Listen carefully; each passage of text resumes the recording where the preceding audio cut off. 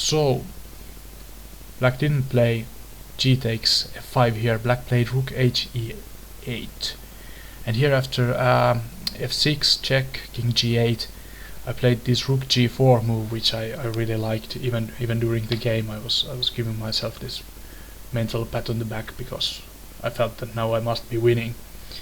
And rook g4 is a good move because it takes away all the squares from the black knight, so the black knight is now trapped, but also it defends both the weak white pawns,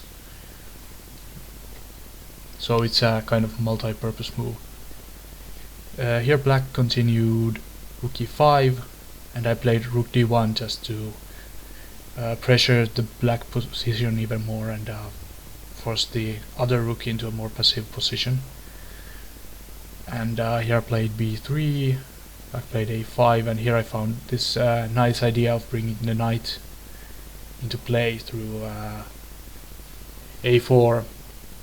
And here are some ideas I had. I thought maybe c4, c5 could be an interesting idea, also knight b6, and in some lines where black plays d5 or even moves the rook away from e5, maybe the knight could end up on c5.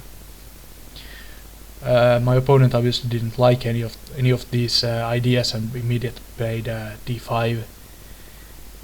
So I traded pawns, I traded a pair of rooks, and here I played, I had this idea of getting this knight to e7.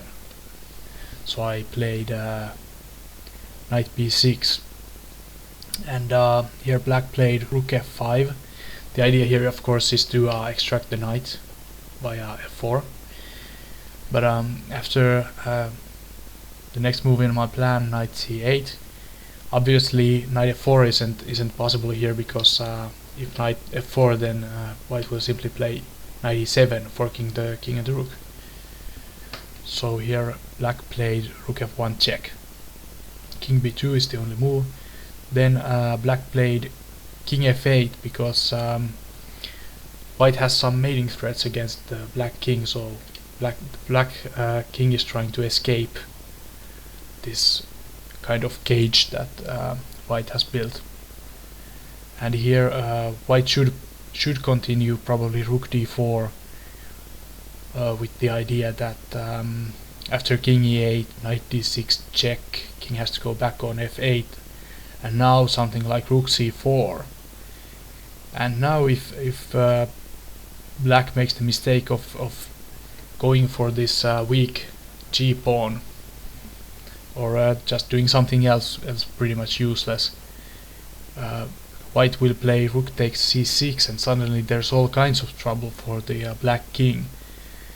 For example, right now the immediate rook c8 checkmate is threatened, and there's really only one move, king g8, but this rook c8 is still coming, and king h7, knight takes f7, again threatening a checkmate with the rook. So here basically black has to give up material, and this position is pretty much resignable. But I went on with my plan of knight d7, and here black played c5, just moving this pawn from the attack by the knight. And I just thought here that since I can't really stop this black knight from escaping, because it's protected by this rook here, I just thought I'd go and grab all the pawns I can get before the knight is back in play. So I went and took the c5 pawn. Here of course black has to do something about the mate threat, so black played king e8, and I took the other pawn as well. And here black went for the g pawn, with the idea of course that next black will play knight to e6 and then grab the pawn. But I laid a little bit of a trap here, knowing that this is black's plan, and I played rook e5, because now after knight e6 I can actually play knight takes g6, and if black takes back then of course I just take knight. And black saw this, and in this position black resigned, because even after the stronger rook takes g5, just rook takes g5 and knight takes g5, and here white is up 3 pawns, and it's an easy win and completely lost for black. So all in all, I think